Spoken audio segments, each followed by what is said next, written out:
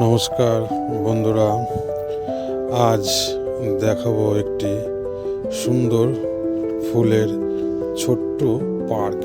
এটি বাচ্চাদের যেরকম খেলার জায়গা, সুন্দর সাজানো, নানান রকম খেলার জিনিস আছে, সঙ্গে শীতকালীন বহু রকম ফুলের সমারোহ রয়েছে। এখানে প্রচুর রকমের চন্দ্রমল্লিকা, অন্তত 10 থেকে 15 রকমের কালার, এছাড়া নানান রকমের আরও প্রচুর ফুল কালারিং, এক এক রকমের কালার, কোনোটা বাই কালার, প্রচুর কালেকশান, খুব সুন্দর সাজানো।